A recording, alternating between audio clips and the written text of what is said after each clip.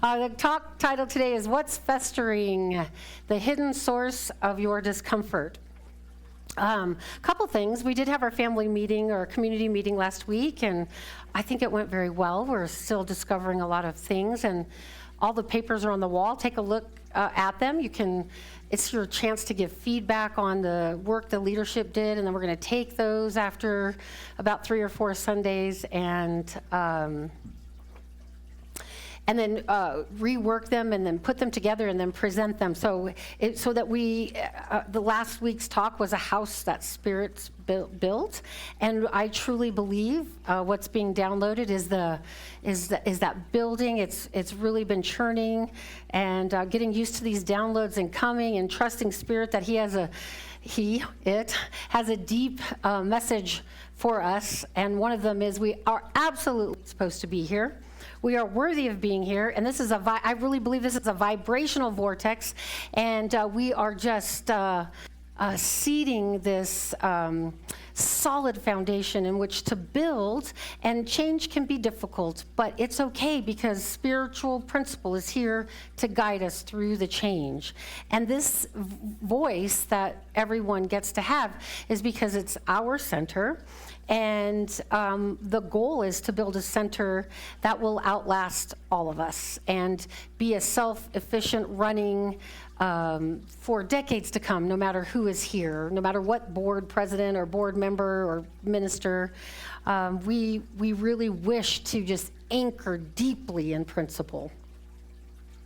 So that's exciting news. That's coming. And I don't have a joke for that, but I have a funny story. Last week I was doing the talk, and I got a phone call, and they said, "Hey, you were talking about Neville," and I said, "Yeah," and she said, "You said Aaron Neville," and I go, "Oh, that's a singer. It's Neville Goddard." So I stood up here and was talking about Aaron Neville like he was Neville Goddard. Neville Goddard is a spiritual teacher, much in the same realm, New Thought leader, and so I wanted to correct myself. See, sometimes, we have to laugh at ourselves when we make little funnies, right? But the topic of that was spec. Now, spec is something I've been using all week in my own life, and it is select your vision, select your desire, project with your imagination that it's already present.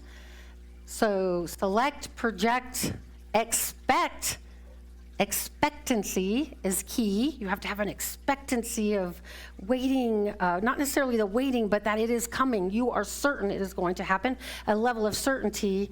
So select, project, expect, and collect, right? So then we have to believe that we have a sense of worthiness. So as I was contemplating this idea, something that Spirit gave to me was a talk that I had done a long time ago called The Thorn in Your Shoe. And I thought, well, I want to change that a little bit to what's festering you. Like, what's the adjutant in our spirit that is driving us to outside sources and keeping us in this agitated state. And why are we in the agitated state?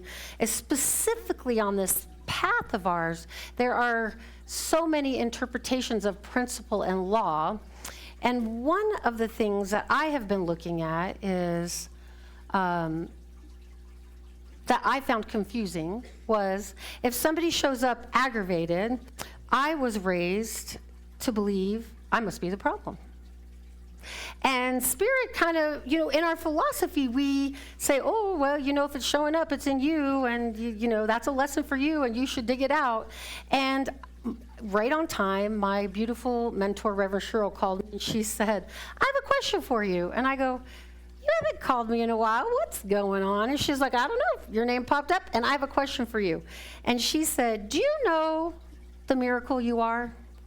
And I said, of course I do. And I said, I'm breathing, I'm living, I have this embodiment, and I'm learning to love it more than I've ever loved it before.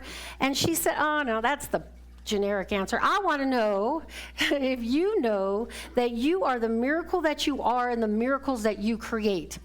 Tell me the last time you wanted something, desired it, expected it, collected it. And I was like, oh, Goddard, you've been studying Goddard. And it was so interesting. We haven't spoken in a while that we were both studying the same thing. And she often calls to check on me. And we started this interesting conversation. And I started to talk to her about the topic of the title that Spirit was downloading.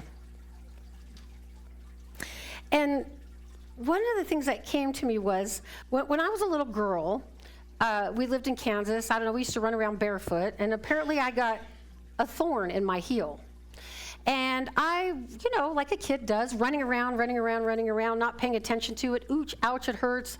But, you got things to do when you're like 5 or 7. You don't really want to go to the doctor or tell your mom to put you in the room and make you put your foot up. So every time I stepped, ouch. And over a period of time, a callus began to build. And it got bigger and bigger and bigger until there was this lump on the bottom of my foot. And eventually my mother noticed me doing this, going to the pool, goodbye. And my mom was like, wait, come back. And so my mom, who was raised in Newfoundland, and they have all kinds of remedies. This is the first time I learned what a poultice is. And so my mom's like, put your foot up, and she made this mushy, gushy stuff and wrapped it on my foot, and she's like, this is a poultice. There's something in there, and it's going to pull it out. So I just remember going, okay. So she, tried so many things, and it wasn't getting better, and it wasn't going away. So my mom takes me to the doctor, and the doctor sprays the freezy stuff on it and lances it a little bit, and out pops this thorn. So I started thinking about, what is the thorn? What is the thorn, and how do we look at it? Is it the thing that's buried beneath the surface, buried beneath the skin? And the same is true, Goddard says, about the beliefs we hold of ourselves. So in our philosophy, we look at, we say, change your thinking, change your lives. And we talk about your beliefs are, your reality. And Goddard said something that really made me stop and think about it. He said, it's not what you necessarily believe, but what you believe about yourself becomes your thorn. It is an over-exaggeration of yourself or an under-exaggeration. And because this is your operating consciousness, we don't always know that this is what we're doing, because we're living and moving and having our being in the way that we understand ourselves. So when adjutants come, and they do, what Neville says is what we must pay attention to is our reaction. Our reaction tells us more about the thorn than the person that we like to blame for being the adjutant, right? Or the situation, person, place, or thing. When you're married, you have a lot of adjutants. You have a lot of thorns, a lot of doing this, and we can easily go out. And I started observing in my own life, in marriage, because it's your closest connection. It's they like to say your highest karma. And when I was biting a little bit, right? When that thorn was pressed, what was I doing? And if you say something lovely to me, well, it's not pressing my thorn, because there are parts of me that think that I'm very lovely. I actually might even go, oh my gosh, thank you so much, and not even hear the beauty in your statement or the compliment. This is part of the thorn. But when someone says, in my house, if I'm scrolling and I'm like, oh my God, did you see what happened now? Bill's like, oh, sorry, that was me. What are you looking at now? And why are you scrolling? And what's for dinner? Whatever's in the house, whatever's going on in life.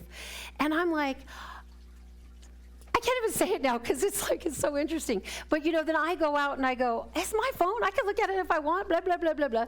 And then I started thinking about why the reaction to the irritation or to the compliment is something that we need to look deeper at to tell us our level of beingness in the world and how close or far away we are from revealing the light of truth that you are. Because whether it's a high exaggeration, compliment, or a low exaggeration, meaning high energy, low energy, the reality is they're all illusions that we've bought into. You are the light of truth. The light of truth dispels ignorance or suffering or illusion or the story that's been overlaid, or that our nature has subliminated itself to, right? That we give ourselves to the reality that we project and believe it's true, and then we find our way to a place like this where we're trying to rediscover our truth. And really what it is we are using the teaching to remove the thorn. The teacher is the teaching, and it comes in many forms. We do not have the gamut on that. There are many teachings, and Spirit guides us, our higher self, our true self guides us to the thing that helps us to remove the thorn. It becomes the tweezers, the doctor, the freeze, and out it pops. And then we go, wow, I didn't know I was looking at life that way. How could you, if it's your normal operating status, right? How could we even know that we were responding that way? Other than when the thorn gets pushed, we react and it hurts.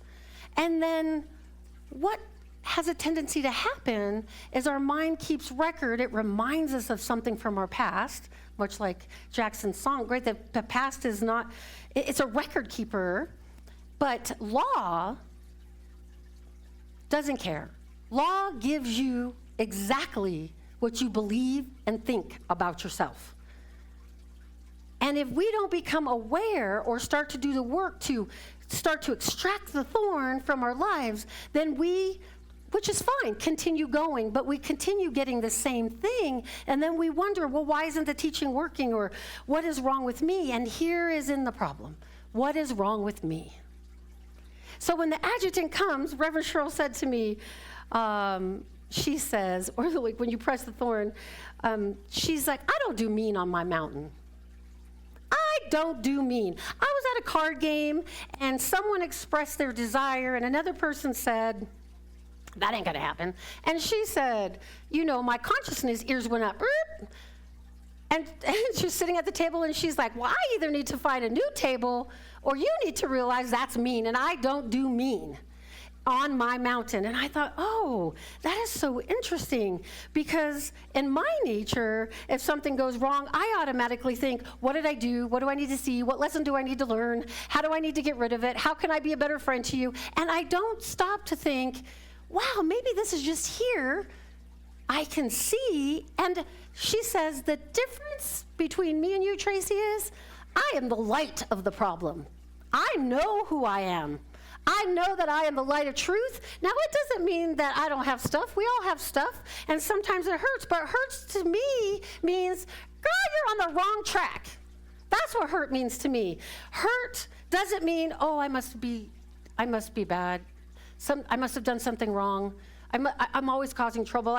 Eventually I'm going to screw it up, and so I gotta figure it out. And then we get all congealed in the way we try to address a problem, instead of just looking at, there's a light inside of me, and I am the light of truth. I am the dispeller of ignorance, and there is a personality that I have that has been cultivated by the people and the surroundings and the life that I've lived, and it is informing me. And then she said, Tracey, I said, well, what are these beliefs really? And she's like, Tracey, your belief is your level of consciousness. That floored me. I've never heard anyone say that before. And she said, your belief about yourself, conscious or unconscious, meaning knowing or unknowing, is your level of consciousness. And when the shift goes from I must have did something wrong, I must have screwed it up, I'm afraid I'm going to fail, I don't want anyone to know I'm going to fail, to, oh, did you mean to say that out loud? Because that was mean, and I don't do mean because I am at the top of my mountain. And that stung a little bit, so there's something for me to look at, but it doesn't mean that I did something wrong. Being raised Catholic, you're really taught that you did a lot of things wrong. And so I'm saying this freedom, I want you to feel the freedom in when the thorn is pushed. It is not the other person's job to go about removing it. But it doesn't mean you're bad or wrong or that you've done something. It just means that there's been an overlay of something in your life that you bought into, or someone made you to believe it was true, and you just took it on as a belief. And then as the past is a record keeper, it comes to the forefront when that thorn is pushed. And so what I'm inviting us to do is when the thorn is pushed is to watch our reaction. And is it a reaction of worthiness? Oh, Reverend Cheryl said to me, Tracey, life is fun when you know who you are. Life is fun when you know you are the light of truth. Life gets better when you think you're the light of truth. But it is definitely better when you know you are the light of truth, because everything becomes a game, and then that game you're not blaming yourself for playing. It's like being the sorry piece and moving 2 steps forward and saying, I'm sorry that I moved 2 steps forward. Like it's the roller of the dice's fault, not my little red piece, right? And so the thorn starts to come up. The teacher is the remover of the thorn to open up new possibilities from a place where you can stand with greater knowing of your true identity. Then the thorn is removed, and the freedom is in transforming the belief through awareness. Let me get this word. The sublimation is the process of turning something dense into something pure. Right? The personality is very dense. The belief of I am not enough subliminates into I am the light when the truth is exposed. The key is not pushing the discomfort away, but letting it reveal itself so that it can dissolve in the light, and letting go of, because this happened, I did something wrong, or I am wrong, or there's something wrong with me, or I always screw it up, or whatever, whoever is talking in your mind. You start to get to say to it, I hear you, Mom, whatever. You immediately know where these messages come from. If you start to become aware and pay attention to them, you, the higher part of yourself, can actually shut it down and begin to realize the truth of your nature. Your job is the response. We are not responsible for controlling life, but we are responsible for how we respond to life. And when life presses the wound, and I guarantee you it will, because we're human beings, we can react in pain, and maybe we will. It's okay. That's the whole point of the thorn, is it's okay. We can use this moment to recognize and heal that belief and bring it into the light of day and to release it. And then every reaction is an opportunity to either reinforce the wound or reveal the truth. Every interaction is an opportunity to either reinforce the wound, the thorn, leave it there, and you can, I invite you to, but it's still gonna hurt. It's not gonna go away. Or we can reinforce the wound and reveal the truth, which brings us into a new sense of freedom and releases us from attachments with people that have issue. You know, what I learned this weekend is someone can just have an issue, and it doesn't mean that it's about me. That I can show up to a difficult conversation and hear the pain in another person's point of view and hear mine, and to be the dispeller of truth and to allow them to have whatever is going on with them without thinking that I'm a bad person or wrong. And I am inviting you into that as well, because there's a freedom in it for everybody. And when we approach life that way, much more gets done. We lay that foundation of law, because law is working. It isn't you can command the law when you become conscious of it, but it is always doing unto you as you believe about yourself. So there comes a sense of responsibility that we have to take for our lives, and it's not easy. These lies that have been told to us are deeply ingrained and held as truth until it's checked, like chess, right? Like what is it, checkmate? Queen, king, right? You're checking it, and you're saying, Spirit, okay, if this is true, prove it to me. Spirit loves to prove to you that it is you as you, and that you have subliminated the lower truth for the higher truth. I am the light recognizes the truth. The real self is untouched by pain, doubt, or insecurity. Doesn't that sound like an amazing life to live? Untouched by doubt, pain, or insecurity. It doesn't say that pain, doubt, and insecurity doesn't exist. It says that you can be untouched by it. You can see how you react to it. When we recognize the light, the pebble disappears. The problem was never what it appeared to be to your mind, that the mind was making a problem out of a past idea. And the past idea, when it's pulled up from the root, you can't even talk about it anymore. I don't know if you've ever had experience of awareness and looking into if you had a teacher, or if you just have a revelation, and then when you go back to tell someone about the way you used to be, it's really hard to talk about because you're not that person anymore, because the thorn is gone. You can talk much more about a thorn when it's hurting your foot. Oh, my foot hurts. Oh, my God. And everyone's like, oh, let me see. Oh, you know. And then when the thorn's gone, you're like, yeah, my thorn hurt. And I was walking like this. And, you know, you can paint a big picture, but the pain is there, so it's not who you are. We let go of that. We often think that circumstances shape our reactions, but our reactions actually expose those inner beliefs. If someone insults us and we get defensive, it's because their words sit with an internal belief. On some level, we fear it might be true. On some level, it's rubbing up against my worthiness, my idea of myself. It's rubbing up against what I think about me, and you might not even be conscious of it. It just hurts. And then you go to like war with the person, trying to get them to change their idea of you so that you can be more comfortable. Instead of like, oh, this hurts because I have a lower idea about myself, and I need to raise my vibration and release that person to be whatever and whoever they want to be. And I do believe this is harder in some circumstances than others, because life can be a cruel teacher. But it is the truth no matter what. Life is hurling at you. Law is working.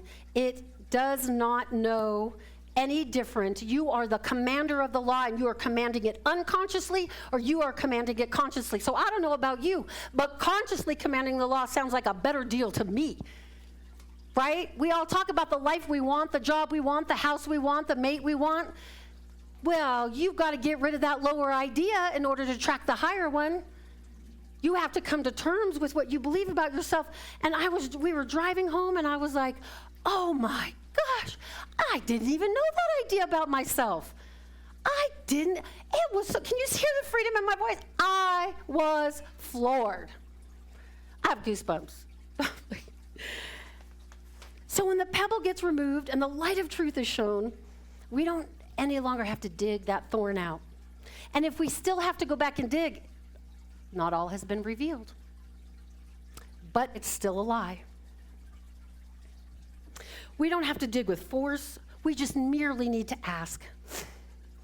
When we shine the light of awareness on our reaction, we see it always just as a belief, right? So when we shine the light of awareness, it reveals to us that it's a belief about who we are, not reality.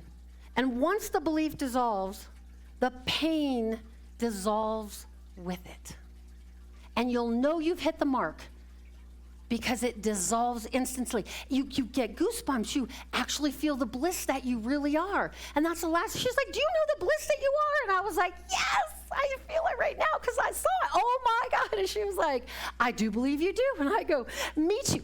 And the truth is that life, we live on this rock hurling through space, and stuff happens, man. And we have a lot of things in there.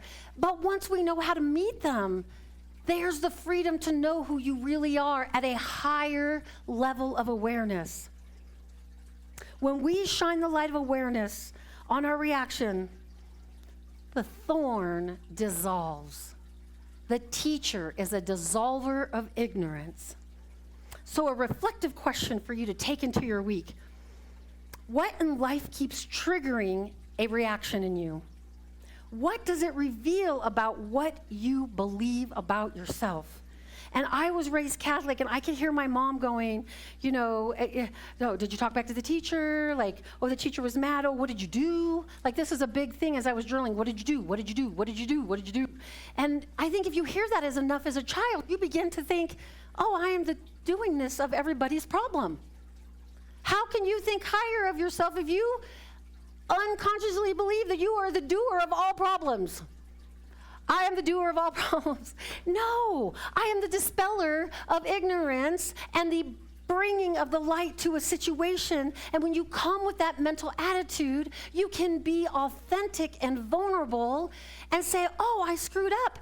And this was the last thing Reverend Cheryl said to me. Life is a game. You might as well play it. Mistakes don't mean anything about you. You make the mistake mean something about you based on your idea about yourself. So if you're going to play the game of life, why not play it fun? Like, this is my mouth. Oop. She said her known nickname is, uh-oh. Oopsie. So when they're playing cards and games, someone will go, oopsie's here. She's like, you're right, I am. So, like, she said somebody commented on an outfit that she wore, and she was like, I know. Spirit dresses me so well. I mean, I have such lovely people in my life to tell me I look so beautiful, because I do. And this might even sound a little arrogant to people who have a lower self-worth or have been taught it's not okay to think highly of yourself. I'm telling you, it is. Not in an arrogant way, but in a knowing, direct experience that why wouldn't you want to think you are beautiful? Why wouldn't you want to think that you are the light of the beloved? Why wouldn't you want to think that? Because somebody in your life told you maybe, and maybe you do. Then you get to come to situations now as the dispeller of ignorance and the light of truth. And you get to bring the light of truth to a person who is having a difficult day. And maybe that difficult day is something that they think you projected onto them, and you could be, sure, but I'm sorry you're in pain. But I play a higher game of magnificence. How can we resolve this issue? And it doesn't mean that everybody gets what they want, but it does bring a sense of freedom, because to know who you are is to love yourself. And with that, I would just remind you with this saying that my teacher used to have us read. So I'll close with this. And we can count it as our prayer as well. Jackson, can you help us out? This is a beautiful statement. These are available with the journal sheets. I did a number of quotes to help you through your week, to help you remember. So with the journal sheet, there's 3 pages. I did make 15 copies. If you want one, we can make more. But it has some questions. It has a sheet full of quotes from New Thought leaders. And it has this mantra that you can repeat. Now, we just repeated the first stanza, but I'm going to share it with you. It is by Alice Bailey's unfinished autobiography. The mantra of unification. The sons of men are one, and I am one with them. I seek to love, not hate. I seek to serve and not exact due service. I seek to heal, not hurt. Let pain bring due reward of light and love. Let the soul control the outer form and life and all events, and bring to light the love which underlines the happenings of the time. Let vision come and insight. Let the future stand revealed. Let inner union demonstrate and outer cleavages be gone. Let love prevail. Let all men love. And so it is.